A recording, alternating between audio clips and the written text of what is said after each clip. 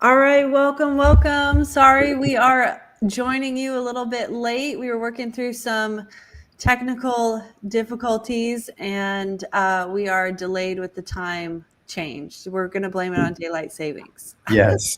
Even though it gave us an extra hour, so we should have already been like fired up and ready because technically, if this were last week, the show would already be over because That's right. That's right. But thank you but guys so much for joining.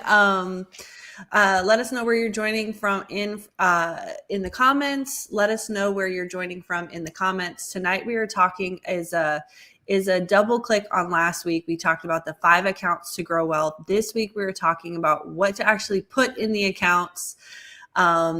How to think about it from a risk tolerance perspective and how to get them aligned to your goals. So that's kind of the flow for tonight. Super excited to have you guys here. I'm Laura. This is Gabe. we're fired up to be here. Yeah, We're fired up to be here.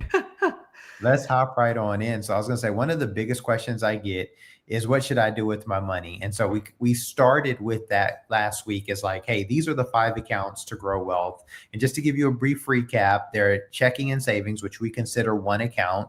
And so those are like the base for all of your money. It's like when you are paying a bill, when you're receiving money, it's happening out of your checking and savings. If you're putting it into an investment account, likely it's coming from your checking and savings. So checking and savings is the first account you need to grow wealth. It's the management, it's the worker bee, of just doing all of the things. The next one we have on our list is a Roth IRA. And that's a retirement account. So that's a long-term investing goal. The next one after that we had is a traditional brokerage account. And this one is not connected to retirement. The next one after that we have is a traditional IRA or a traditional 401k. They both function the same way. And once again, if you want the double click of how all of these accounts work, go ahead and make sure you check out last week's episode. We broke it down on just how they all work. The last one we had on our list is a crypto account, so account where that allows you to buy and sell crypto tokens. And so this week we're going to be talking about what are the different things that you can put in these accounts. So it's like, okay, I watched the 5 accounts to grow wealth. I understand I need 5 accounts, but maybe I only still just have my checking and savings. Maybe I opened up a Roth, I opened up a traditional IRA, I opened up a regular brokerage account, or I went and got an account on Robinhood that allows me to get crypto, or on Strike, or on Coinbase. What goes in these accounts so that I can make sure I'm making money? Because this is the important part, because you can open up a traditional brokerage, you can open up a Roth, you can open up an account on Coinbase, you can open up all these accounts, but if only regular cash money is sitting in there, it's not in an investment vehicle that will allow your money to grow. And so that's the next thing. The important thing is that it's like, okay, now that we have the account open, how do we put our money to work so that we're actually putting into something that's going to actually start growing it? Because we want to put that money to work. And as we were prepping for this, you were talking about, you had an analogy that you wanted to share with people just to kind of like make the problem of just money sitting in an account come even more to life. Can you share that with Well, us? I'm from Oakland, California, and so like one of the slangs we would say growing up is like, "Hey, I'm stacking my bread," and so stacking bread meaning I'm saving money. But one thing I want to touch on is like the difference between saving versus investing. So saving is when you're compiling something, you're getting money, you're putting it away, you're saving. Investing is when you're getting your money to work. And so we want to make sure that people are moving their money from just stacking to actually having that money that they're stacking working for them. And I wanted you to think of it as like, when you're working and you're accumulating money and it's just sitting in your savings account, imagine if all of a sudden you're like, hey, I want to just accumulate a bunch of food. And just roll with me on this analogy. The best time to eat any type of food you get, even if it's canned goods, is when? Probably as soon as you get it. And so the best time to really use money when it has its highest value is as soon as you get it. And so whether you're investing it or whether you're spending it. And so the thing is that saving money in a bank account for too long, it can start to go stale. Just like if you have food, even canned goods at your house, if you have them there for too long, they can start to go stale. And we touched on it a little bit last week. We'll touch on a little bit of it this week, but there's things called inflation that happens, which basically causes our money to lose buying power. And so when our money starts to lose buying power, it's like, it starts to basically not be able to buy as much as it could have back when we first had it. I graduated high school back in the early 2000s, like around like right after the year 2000. And so imagine if somebody had given me $1 million back then. I mean, it would have been great. But if I had just left that in my checking account, I want to be clear that this did not happen. No one gave me $1 million. But if they have, or if I just happened to have won the lotto or something, I had that $1 million, I just left it in a checking account. And now the year is 2025. That same $1 million would be in there. Maybe I gained a little bit of interest. It wouldn't have been much because banks don't pay a lot of interest, even on high amounts. But it would have lost its buying power. Back in the early 2000s, I could have bought 3 houses likely in the Bay Area where I was living at in Oakland, California. Now one of those houses cost $1 million. And so did the houses really go up in value? Maybe. Or is it that the money has gone down in value and it's taking us more money to buy the same house? And so that is the thing about like how money can go stale. So once again, when's the best time to use money? Right when you first get it. And that's whether you're investing it or when you're spending it. So now we're trying to figure out, okay, if we're going to invest this money, what should we put it in? And that's what we're going to be talking about tonight. Yeah. And this just highlights the point of the power of investing and how you can get your money to work for you, which is what we were kind of touching on last week, but we're going to dive even deeper into tonight. So, and I love the analogy with the food because I'm thinking we just went to Trader Joe's and I bought a loaf of bread and it was so soft and it's so great. And each day that it goes by, it's getting less soft, less soft. Right. And so it's kind of like, even if you were going to save the bread for later, like say if you're like, hey, I have this money, I have this bread, I don't really need to eat all of it right now. And actually, I'm going to be going out of town in a couple of days. Maybe I'll save some for when I return. But so the right thing to do would be to freeze it. But when's the best time to freeze bread? At its freshest or after it's 5-6 days old? Yeah. So it's like, so if you were going out of town, you'd be like, hey, let me freeze this immediately so I can, make sure I lock in that freshness factor. And so when you get some money, it's like either you're spending it or we're putting it to work so we can lock in that buying power. Absolutely. And so we'll just get right into it. So from a really practical standpoint, we're talking about, we highlighted the 5 accounts that people would need. What actually goes in those accounts? And this may be 101 for some people, but it may not be for some. So we want to just touch on this. So, I mean, in a checking account or in a savings account, you're just going to have cash in there because that's what those types of accounts are allowed to have. And then there are such things as high yield savings accounts. And you can buy a high yield savings account. Generally for those, they're going to lock up that money for a little bit and they will give you a certain interest rate. There are some savings accounts, like we have this one account, it's at Ally Bank, I believe it is. And they pay a little bit higher of interest. I also have one inside of our Robinhood account. But we're going to go into like, what are the, like, say I'm going to invest, what are some of those things? So inside of an investing account, like if you're in a Roth IRA, a traditional IRA or a brokerage account, you would buy a stock, a bond, an exchange traded fund, a mutual fund. These are some of the things. So first we'll start with stocks. Stocks is a portion of the ownership of a company. And so if we just pull up a slide really quick, just awesome, to make it even more impactful. Hopefully you can see that all right. Yes. So stocks is a portion of ownership of a company. So like in this slide, if you had some Citi or some Coca-Cola or some Salesforce stock, that means you would own a small fraction of ownership. And as that company goes up or down, the fraction of ownership you have would increase in value or it would decrease in value. So if Salesforce does really great, your fraction of ownership will go up. If Salesforce doesn't do great, your fraction of ownership will go down and so forth. Bonds are loaners. So stocks are owners, bonds are loaners. Bond is when you loan someone money and it's not connected to what their company's performance. And so you give someone a loan and you say, hey, I'm going to give you this loan. When a company selling a bond, you give them a loan and they say, hey, for this loan, we're going to pay you this amount of interest for this many years. And then after those years are over, they actually give you your money back.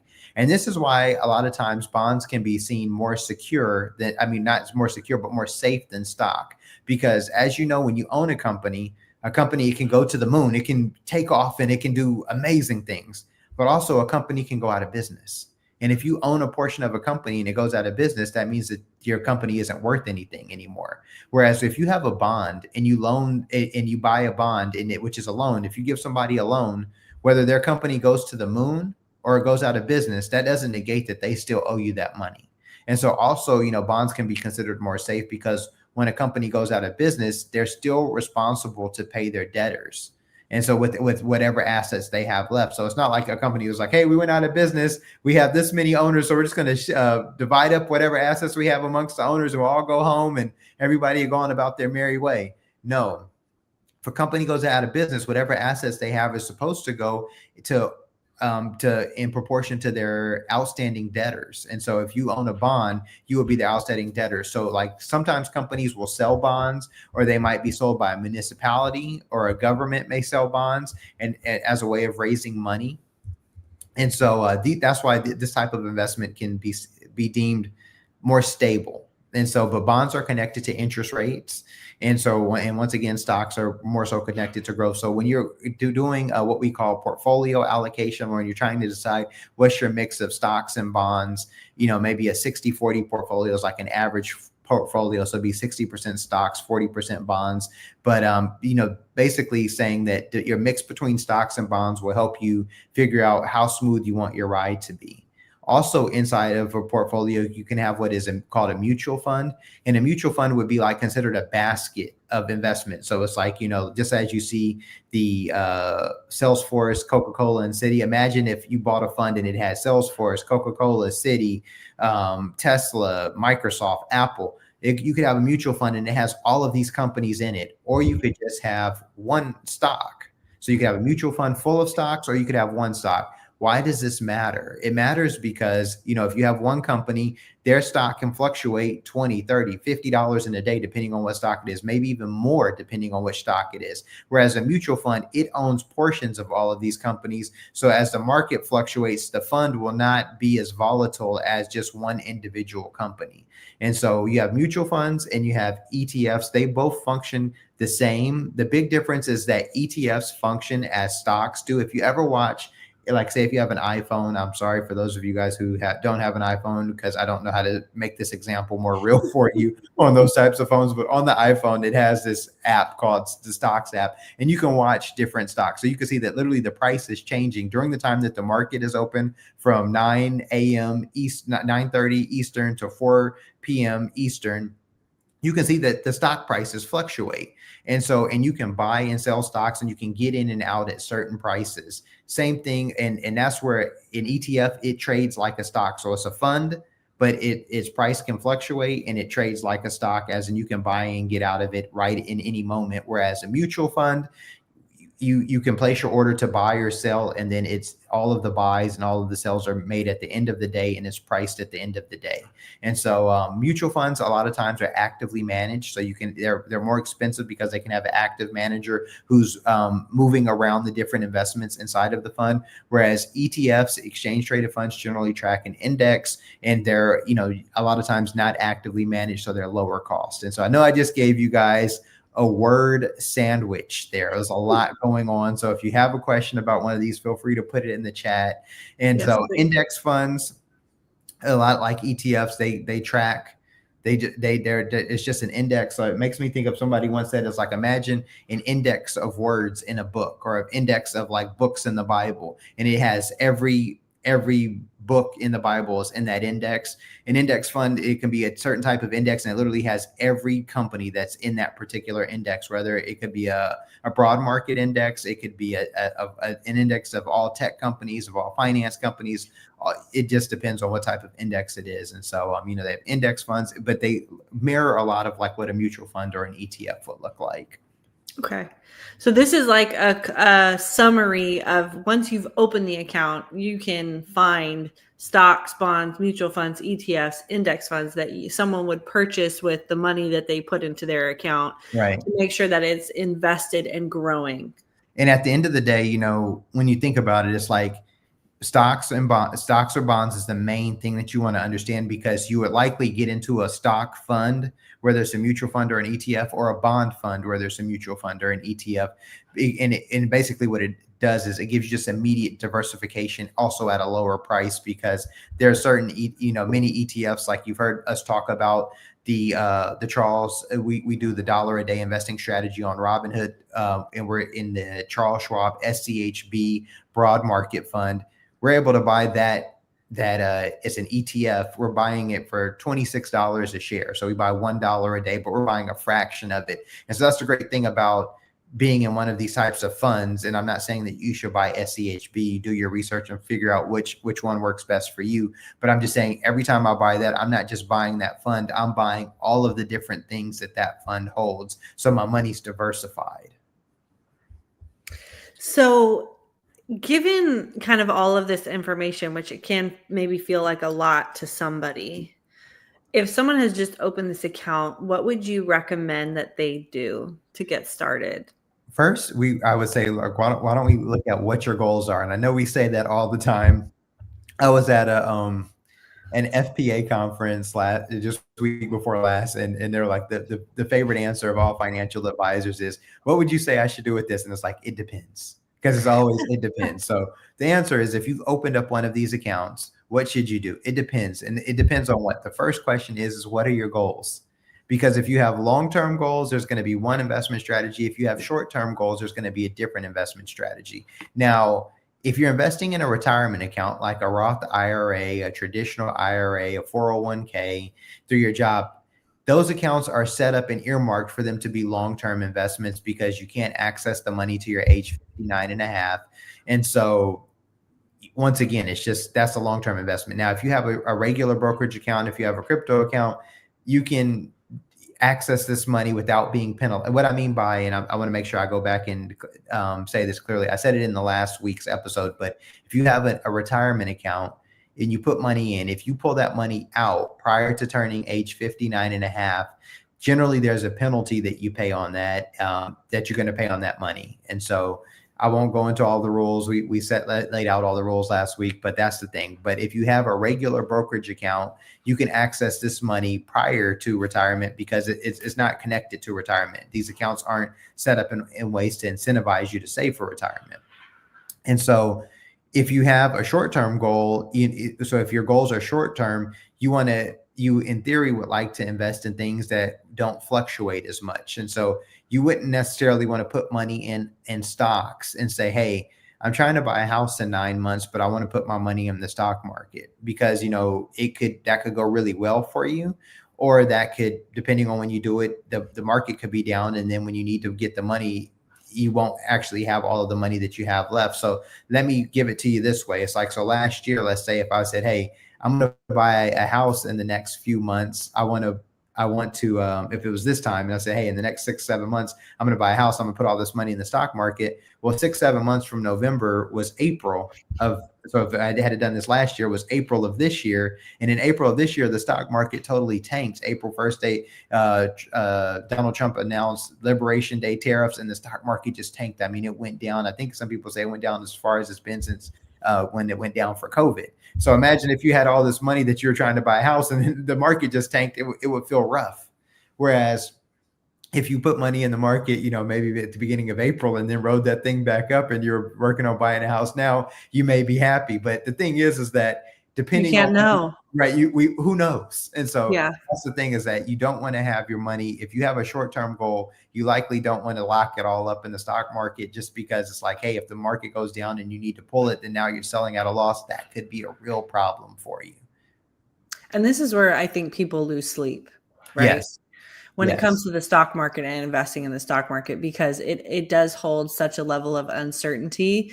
And there is so much that people don't understand about how it works and what impacts it. So there is this level of, I don't know, so I'm not going to do anything, right? And so what we want to try and do in this episode is help you understand how to play the game, right? Like there's a strategy when it comes to investing, just like there's a strategy when it comes to playing a playing a baseball game or a football game or a soccer game. Like, you have to weigh the pros and cons and figure out what your strategy is and make sure that you're able to ride the waves of the things that maybe you're uncertain of. We were just watching the World Series last night. We didn't know who was going to win, but of course, that some of that level of uncertainty gave us anxiety. Not that we were like super gung-ho about which team won, but the more those teams knew their strategy, they knew what they were trying to implement. And so that's something that you want to make sure that you're really comfortable with and or develop over time. And if you have any questions about that, please feel free to leave it in the chat or book a call with us. But I do want to interrupt really quick for a quick announcement, commercial break on this episode. We do have a live masterclass coming up in a couple of weeks on sorry. I'm like joining the live here. It's November 11th at 7 p.m. The link is below for you to register for the class, and we would love for you to be there. We're going to talk about some of the different things that prevent people from creating financial freedom, being financially free. And so just want to do a quick plug on that. If you haven't signed up, if you haven't if you're really wanting to take your money to the next level in the next year in 2026, please go down there and sign up and register. We're super excited. This class is our early Christmas present to you. Yes. Complimentary. Go ahead and show up. And when you show up, your time that you're putting in will be a Christmas present to yourself, to your future self. That's right. Yeah. So just want to do a quick plug on that. We've got a couple of other events happening this month as well. We know it's Thanksgiving and we're approaching the holidays very rapidly. And we've got some fun stuff up our sleeves over here to just help you prepare for the holidays, feel excited about the holidays, not anxious and worried about the holidays. So especially when it comes to your money. So just want to do a quick commercial break on that. Back to our regularly scheduled programming. So we're talking a little bit about what goes inside of an investing account. And I just want to interject too. So even with, I know that people investing in the stock market, it can create uncertainty even for new investors, but I do want to make sure that we touch on and debunk this is that, if you've invested in what they call a Standard & Poor 500 fund, an S&P 500 or a broad market fund, I haven't seen anyone lose their money. You hear like, oh man, I don't want to put the stock market's too volatile. It's too risky. I've never seen anyone lose their money in these funds. These funds have only gone up. These funds have never gone down. They've never given a full negative return for anyone who has stayed in. I do want to be clear that there are times when the market has gone down though, and it could basically put somebody's stomach in knots. I used to work at a financial advisory firm where we manage people's money for them. At Steadyworth, as you know, we don't manage anyone's money. We teach people how to manage their own money. There was a time back in 2020 when I was working at a firm and we managed people's money, and several clients were like, hey, my fund's down. And one in particular, I remember he was like, I can't handle it. I want to sell it, I want to get out because I don't think that the stock market's going to stop going down. And it did hit a base, and then it went right back up. And when it went back up, his account didn't go back up because he was sitting in cash. But what I want to say is that most people who are invested in a diversified portfolio, or I want to say pretty much everyone, unless somebody can point out something that I have missed, who's invested in a diversified portfolio, anyone who's ever lost money being fully invested in diversified portfolios only lost money because they decided to sell when the market dipped, and they did not stay in those investments until the market rebounded. But the market has always, historically, it has always rebounded. There hasn't been a time where it's like, oh no, this money was in the S&P 500 and it went down and stayed down, it disappeared, and it never came back. A lot of times also when people lose money, it could be because they are overly leveraged in a particular position. So if you own just a couple of different companies in your portfolio, and maybe you happen to own a company that just goes completely out of business, yes, it can go all the way down to zero. And so that's really the power of buying an exchange traded fund or a mutual fund that's diversified against multiple companies and also diversified against different sectors. And so when you look at, if you look up investments on like Yahoo, you can look up all of the different sectors. But when you're buying one of these broad market funds that has all of these different types of company, so it can have tech companies, it can have consumer staple companies, it can have energy companies, it can have medical companies, pharmaceuticals, all kinds of stuff. There hasn't been a time when you've been invested in an S&P 500 fund and it's totally gone down to zero. Yeah. And so we'll touch on risk tolerance in a little bit. I think we have some questions for that. But the important part is that when the market goes up and down, and I did a video on this earlier this year, this on our YouTube channel, I forget what it's called, but it talks about risk tolerance. When's the best time to know what your risk tolerance is? Before you start having turbulence. Like if you have a sensitive stomach, do you want to learn that on a roller coaster, or do you want to know that before you hop on? Right. You want to know that before you hop on, right? Right. So, so like, it's like you want to know what your risk tolerance is for the stock market before that thing starts going like this. And I mean, of course, it is fluctuating all the time, but you can really see the turbulence when things like, possibly we start talking about tariffing other countries, or if a war were to break out, or if we saw in 2020 a virus broke out, something like that. The stock market hates uncertainty. So when things happen and investors can't see what's going to happen in the future, that starts causing a lot of turbulence for up and downs. Yeah. Well, and I think, we're kind of riding into that risk tolerance place. So how do you figure out your personal level of risk without going on the roller coaster, and figuring it out there, Right. What would you say? And we can link a risk tolerance questionnaire below. We've done it before in many other videos. But there's one that I forget, is the Charles Schwab one that we're going to send over. Yeah. I mean, if you just Google risk tolerance questionnaire, there's several of them, and they'll ask, what's your time horizon? Would you like to see your account, if it decreases by this percentage or that percentage, how would you feel? And so as I've learned more, I've just come to peace with that. Hey, there's times when my account can be up by 20, 30%. And depending on which type of investments I'm in, it could be down by 20, 30%, especially if I'm invested in something like crypto. I like the idea of crypto investing, and it can definitely fluctuate. I personally don't hold any bonds. I just like all stock. Back when another story from when I was working at a firm, we had these two clients that had a very similar net worth. It was probably about maybe 8 million or so. And this is like 7-8 years ago. One client was like, hey, I don't want to have any bonds in my portfolio. They're like, I only want stock. They're like, why would I have a bond? You just don't get that great of growth on them. I'd rather just have, stock growing. Another client that had the same kind of portfolio, he was like, I want very minimal stock. I already have a lot of money. Why would I have any extra risk than what I already need? So these two people saw it totally different.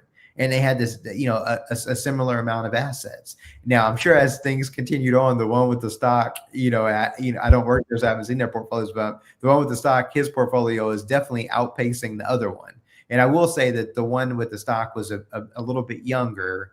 They're both around retirement age, but one had been retired a little bit more than the other one. But this is just how two different people feel about risk. And so how I feel, there is no right or wrong. It's just whatever makes you feel comfortable. Once again, it's when you look at your portfolio, if it's down, can you handle it? So, I mean, when in 2020, one of my investment account, let's say it had 40 or so something thousand in it. And at one point I remember it was like at 25,000. I was like, ooh, and it was all stock. But then I was like, but I also feel like going through that made me a believer, because I was like, I'm not selling anything. And I didn't sell anything. And then it just, after a while, it just bounced back built back up and then surpassed it. And then, even in this last year, as I've mentioned, we were in some different, a big holding that we have is Robinhood stock. And, we're buying that. It went from $25 to $40 last year. Then at the beginning of this year, at one point it was up to 65. Then it went down to 35. Then it went from 35 to 150. And so, it's just one of the things. So I've just kind of come to the point where it's like, hey, this is how I like to see my portfolio grow. I'm pro stock. And so I'm fine with it. I understand that there's times when my account might be up by this percentage, but don't get too happy, because, it may be down by a percent. Yeah. But I'm just going to enjoy the ride. But also I think the important part is when you're thinking about asset allocation and how much money should I have in stocks, how much money should I have in bonds, how much money should I have invested, you also really want to remember, make sure you don't invest the money that you need to pay your bills. So it's like if you're going to have money and you need, hey, I need this money to pay rent or pay my mortgage or pay my car payment, make sure you have money to pay those things. Yeah. That's where your checking and savings account come Right. in. That's the money that you want to The have in checking and basics. savings. It also makes life a bit easier because, like, hey, I know no matter what the has going on, I can still keep a roof over my head. I still Yeah. can keep, food in the refrigerator. I can still make sure I have my transportation, my phone, and the things that I need to do to keep getting to my job or to my business to keep surviving. And so, that's why we have different types of accounts, like we laid out last week. The 5 different accounts to grow wealth. And so that checking and savings account is for those immediate needs, whereas these investment accounts we're talking about, these are for longer term growth. And so now, like I mentioned, Well, I'm gonna interrupt you really quick because I feel like you've said a couple different things that are really important that I want to call out. One, kind of going back to the story that you were telling about the 2 different clients, same net worth, completely different mindsets about risk and about what their financial situation was, like how they view, or different perspectives about how they viewed their financial position, right? So it's like, one is like, let's maximize the returns. The other one is like, I have enough money, totally cool, I'm down for just like slow and ready, right? So I think part of that is really understanding yourself, right? Like right, self-awareness is a big part of risk tolerance. Like we'll talk to people and we'll say, oh, we're doing this. And it literally, just the thought of it makes people feel queasy, right? So understanding that about yourself is number 1. Number 2, the more you learn about the stock market and the more experience you have will help you get clearer on what you're willing to do and what you're not willing to do. Right. So it's like, I think even just having that base knowledge, like you have a ton of experience of seeing different people, different clients' money in the stock market, seeing what it will do. You're watching the stock market to a certain extent. I'm not saying that you have to be like that in order to be an investor. I mean, Gabe was telling me this story about, when his account went down in March 2020. I'm like, I didn't even look at my account. I didn't even look at it because I was like, what am I going to do? Like, I don't need the money right now. So why would I look at it and start panicking and freaking out? Like that was just, my mindset at the time. Right. So it's like, who are you and how can you understand yourself a little bit better in order to kind of like make more strategic investing decisions? So I just wanted to like highlight that in the context of what you're saying. right. And I think you get better with, you understand yourself and your risk tolerance, and like you said, in your comfort level as you do more. And so, Yeah. I think this might be a bad example, but think about when you're learning to drive. Like when you learn to drive, you don't really know much about a car initially. So, it sounds fun to like, maybe I remember one time I was one of my first times driving, and I got on the freeway and I just got all the way in the fast lane, and my dad was like, get back into the slow lane. But, as you're learning to drive, you're learning to operate a vehicle, and in the more comfort level that you have, you can drive at higher speeds. You can drive and maybe play a CD. You can drive and make sure you keep it hands free, but you can talk on the phone. It's like, you don't have to have all, when you first are learning to drive, you literally have to like, hey, I have to hone in on exactly what I'm doing because I'm learning the road. And so I only can do so much at one time. So right now I'm just focusing on learning the road. Whereas once you learn the road, you're able to manage a few other things. Like, I enjoy driving, so I just like to focus in on the road. I don't want to eat when I drive.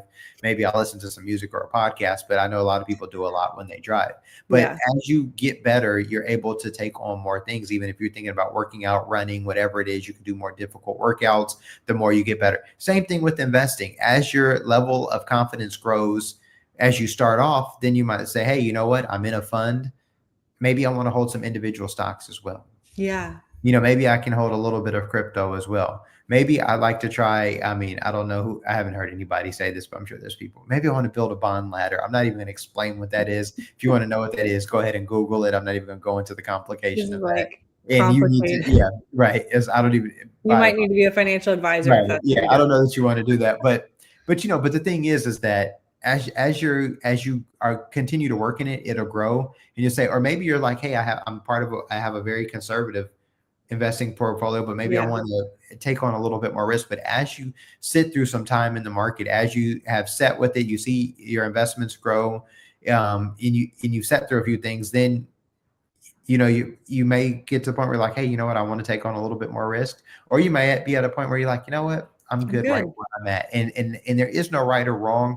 It's all figuring out what works best for you. But the thing is that you can't learn what works best for you until you do something. And so that's why we just want to encourage you to get started. You guys have heard me say this a gazillion million times, but if you're interested, we have a PDF that's going to be going out called our $1 a day investment strategy. We also have a YouTube video that you can see on our YouTube channel. And I talk about how I set up $1 a day on the Robinhood, on a Robinhood brokerage account. You can do this on any account that allows you to buy fractional shares. And what I did is I just set up an account and I bought one, and I still have this going on. I bought $1 a day of SCHB, which is a Schwab broad market ETF. And no, I'm not getting any money for telling you guys how I did this. I literally did this for you guys because I wanted to show you this is what happens if you just be consistent and you just start with something as little as $1. Started with $1, traditional brokerage account. It buys $1 Monday through Friday, then an additional $2 on Friday for a total buy of $3 on Fridays to count for Saturday and Sunday. I started doing this July 2024. It's now July 1st, 2024. It's now November 2nd, 2025. When I checked the account just last week, it had a 16% return. That means the account has grown by 16%.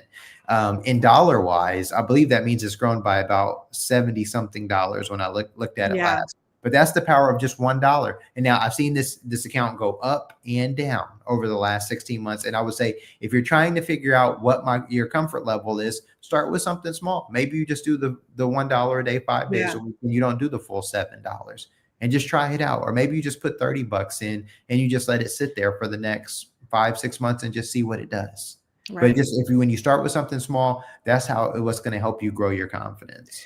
Well, and what I would add too is what you're talking about with the driving analogy. And like when you first started to drive, you only could really focus on the road. I mean, of course, the driving Right. example, it's like you should probably always be focusing on the road Always. and not doing Oh, any people other are so things. distracted. But the point that you're talking about is like the more comfortable you got and the more skilled you got as a driver, you were able to navigate more chaos and or distraction and still maintain your level of attention to the road. So taking that analogy, what you're basically saying is there's a process to learning, right? And whenever someone talks about this, I always bring up this model, and bear with me because it really is super helpful. This is like something that I've repeated a gazillion million times, but it's called the competency model. And it's like when you first start learning something new, you are, or before you even start learning something new, you're unconsciously incompetent. So you don't know what you don't know, right? Like that's what people say. I don't know what I don't know. Tell me what I don't know. Right. But then you kind of have this epiphany like, oh, I'm incompetent in this. So that's conscious competence, meaning like, or incompetence, meaning I know now what I don't know. Right. So let's say you want to start investing and it's like, I know that I don't know how to invest, right? So that's, you're in the process of learning something new. Then you get to this place where you're consciously, this is like where the driving example comes in. You're consciously competent. Like you have to really think about what you're doing. Right. And this part can be really tiring and feel like it's a lot of effort. But then you get to a point with practice and doing more where you're unconsciously competent, meaning you don't have to think, right? And that's where we kind of want everyone to get to when it comes to investing, Absolutely, managing their money, etc. So I know we're kind of running low on time here, but I wanted to bring that in because I feel like it's so important, especially with these topics, because it can feel overwhelming to start learning this. And we're just here to tell you it's part of the process. It's a part of the process. So I'm going to kind of move into, we've mentioned this a couple of different times, but like goals and timelines when it comes to investing. So how do your goals and your timelines determine what you should invest in? And so it depends on just when you need the money, and that's the big thing. And so, for instance, I've given this example many times, but when I was quitting my job to start Steadyworth, I needed the money right then. And so that means that I didn't want to have that money locked up in the stock market. I wanted to have that money in cash because I needed to. I knew as soon as I quit my job, I was going to need that money to start replacing my income, paying bills, paying for different things that I was doing to get the company running. And so that was an immediate timeline for an immediate goal. And so how far out is the goal? If we're talking about, like, if we use the housing example, like buying a house, we would like to buy a house at some point, but I've decided that for the next 4 years, we're going to rent. So we're going to stay where we're at because due to some of the other things that we're working on, we just don't want to own a home right now. We would like to have the flexibility of being able to move around when we want to. And so if I'm saving money for a home that I'm looking at and buying in the next 5 years, it's fine for me to have it in the stock market because I have a 5-year time horizon. It's fine. The market can go up and down and we'll see where it's at in 5 years. Or when I get closer to that time of even identifying what we want to do. If I was buying a home and I said, hey, I want to do this once again next summer, that would be a totally different thing. I wouldn't want to have that money tied up in the market right now because I don't know what's going to happen. Anything could happen. And all of a sudden, if I need that money to make a down payment and it's dropped by 20%, on the day that I need it, that's a problem. Even though I feel that it historically it's always rebounded, but if I don't have time for it to rebound because I have to, I need to get into this contract, that's a different problem. So I think that depending on when you need the money, that says about what level of aggressiveness that you can be. Yeah. Okay. So time horizon is a big part of that. And then obviously the type of goal. Right. And so, yeah. And so the more aggressive you are, the higher interest that generally the higher interest you'll have. And so, stocks are more aggressive than bonds. And so stocks generally pay a higher interest than bonds do. Bitcoin has had huge returns over the last, it came out in 2009. I mean, it's literally, when you look at it, it's outperformed every asset class: stocks, bonds, real estate.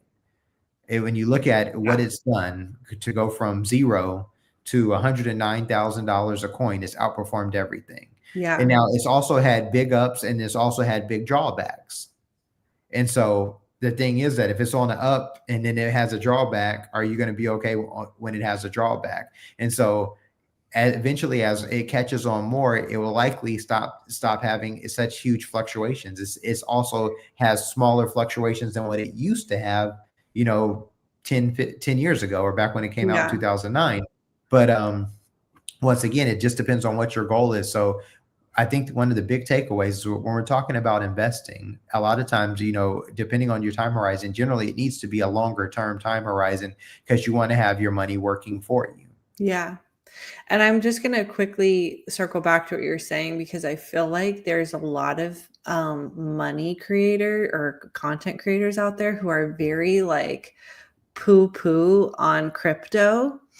And it's a big turnoff for people because a lot of people think it's a scam. But I would encourage you to do your research on it. We have Gabe has done a couple of videos around crypto, like what around Bitcoin specifically. We've done a live on Bitcoin as well. And we do really encourage you to learn about this.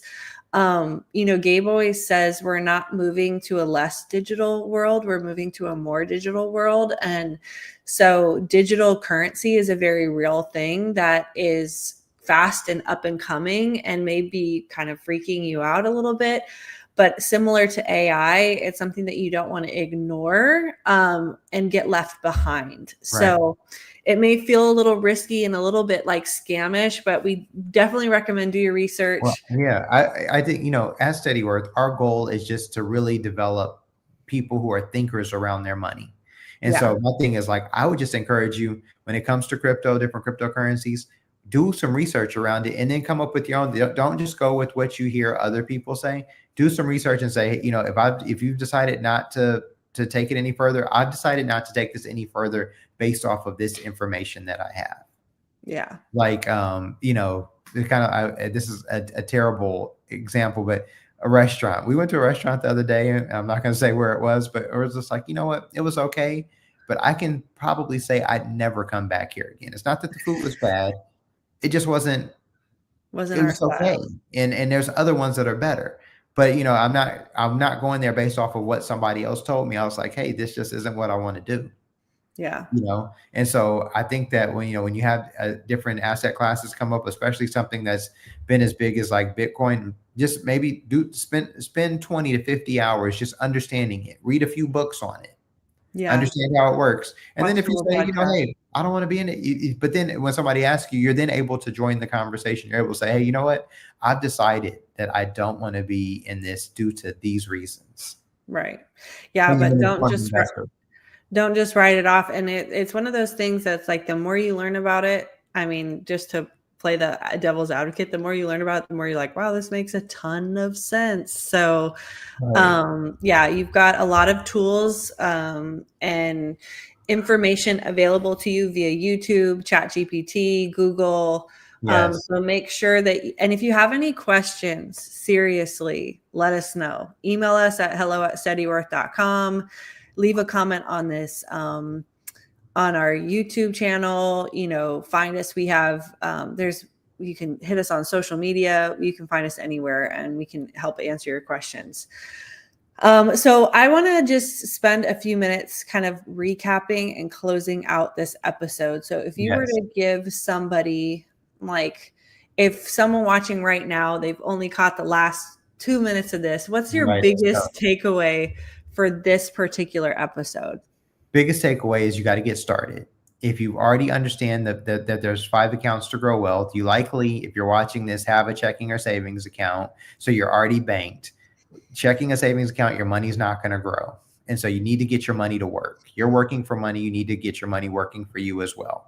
And so now it's like, hey, I need to get my money working for me. I need to put it in an account.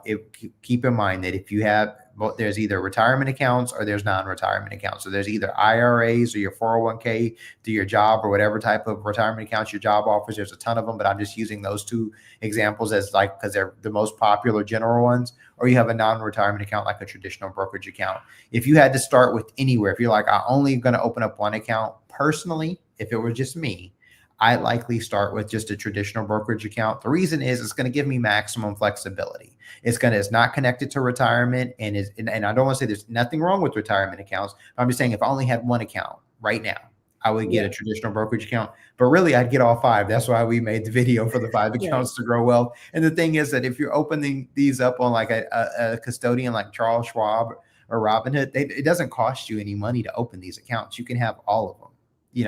Like the barrier to entry is extremely low. The only thing that's going to cost you is you taking time. You can literally, if you're on Robinhood, you can fund these things with $1. You can put $1 in, like it's nothing. Yeah. And so why not get started? Yeah. And so I would get started, and then I would figure out, I'd take a risk assessment questionnaire. I know I'm giving you a lot to do, but hopefully you're paying attention. I'd figure out what my risk tolerance is. And then I'd buy some sort of fund, whether it's a mix of funds between some bond funds. Actually, and I keep referring to Robinhood because I use their platform a lot. And so they actually have a thing where I think you have to spend $20. The last time I checked, this was maybe 6 months ago, but you can actually do a portfolio builder where they'll give you a risk assessment questionnaire. They'll help you build an allocation between stocks and bonds, and inside of stocks, if you want it to be aggressive, it'd be like large cap companies, mid cap, small cap, or international. It'd have you a split between those. It'd have you buy into a certain amount of funds. And I think you can use this for as little as like $20. It is. And that's on Robinhood. That's on Robinhood. But even if you don't have the $20, you could also just use the risk assessment questionnaire, look at what funds that they would suggest you do, write them down, and then see if you can go out and buy each one of those funds individually on their platform and just use $1. And then you can get in for probably like $4 or $5. Yeah, good idea. Yeah. So, I mean, there's multiple ways to do it. The thing is to get started in all of these custodians. A custodian is where you open an account like Robinhood, Charles Schwab, Vanguard, Fidelity. All of them work. All of them have educational content on their platforms that you can read about how these accounts work. What's a stock? What's a bond? What's an ETF? You can get on ChatGPT, ask it to build you an investing plan. I would get started because the thing is, the sooner you start, time is on your side. Right now, we are about to start the winter. If you want to look good with your shirt off at the beach next summer, when do you want to start working out if you're not ready to be shirtless as a guy? You want to start now, or you want to start in May? Yeah, likely. Let's go. You want to get your money growing? When do you want to start? Now or 6 months from now after you've lost more buying power? Right. We want to start now. That's we right. want to start now when our money is worth the most. When it's the freshest. When it's the freshest. Yes. Cool. So if you have a question that you want us to answer, please feel free to drop it in the chat. We're going to stick around for maybe a minute or two before we close out the session. But I feel like this was a really good conversation, like double click from last week. If you have not watched last week's live, we talked specifically about the 5 accounts you need to grow wealth. And then today we talked a lot about what you actually put in those accounts based on your goals, your risk tolerance, and your personality, etc., and all of that. So super excited, great analogies today. And next week, we actually are going to talk about crypto, are we not? I was going back and forth. So I was like, we do have some crypto stuff, but I was actually thinking there was another topic that had slipped my mind. It was okay. If you guys have a topic for us for next week, please cast your votes now. It was it was either that or we might teach you how to give yourself a financial health quiz. Okay. We might show you how to, like, what are the different things that you can ask yourself to figure out what would be your financial health score. So we might take you to the doctor's office next week, but the finance doctor. So that was one thing that I was thinking of for next week. So yeah. Okay, cool. Yeah, I love it. Great. Well, we still have a couple people, a few people watching. So please feel free to drop a question in the chat. Let us know where you're joining from. What is one thing you're looking forward to this week, Gabe? What am I looking forward to this week? Well, we're running a workshop on Thursday. This one's a private workshop that we're running for someone, but we're going to be talking about faith and finance and just connecting scripture to money. And so just give you a little preview of it. One of the scriptures we're going to be talking about is Romans 8. Is Romans 8 or Romans 12? It's like, don't be conformed to this world, but be transformed by the renewing of your mind. And just talking about how, a lot of times we can think about that conformity of being talking about not being conformed in what we're doing, but also talking about how we don't want our mind to be conformed in what the world says we should think about money and how we should spend money. But we also want to transform our mind, to how the Bible says that we should look at and steward money. So we're going to be touching on that in Romans. Also going to, be just touching on the parable of the talents in there, talking about, just really what are the ways to really think about growing wealth. And so once again, constantly touching on wealth is when your money is working for you. Rich is when you're making a lot of money. Wealth is when your money's working for you. So we're going to be diving deep on that. Maybe we'll do a Sundays with Steady where take your money to church. Do an episode on that as well, later on in the year. But yeah, I'm really looking forward to it. My last plug for the night. I'm also looking forward to that workshop. That's going to be fun. Workshops are some of our favorite things to do. We love to teach. We love to teach and we love to coach. Those are the 2 things that we really love to do. We really like to help people find their own internal confidence around their money, their mindset, their life, and just help them really live and thrive, not survive. We're trying to get people into a thriving state, not a survival state when it comes to money and mindset. So, we have a whole bunch of tools and resources that we put out for free. We have a free community called the Financial Freedom Network. I will drop the link for that. But I also wanted to do a quick plug for our masterclass that's coming up on November 11th at 7 p.m. Please, there's a registration link in the description box below. So please sign up for that and we'll see you there. And if we don't see you there, we'll see you next week. Yes. Have an awesome day. Awesome night. Happy Sunday. Happy Sunday.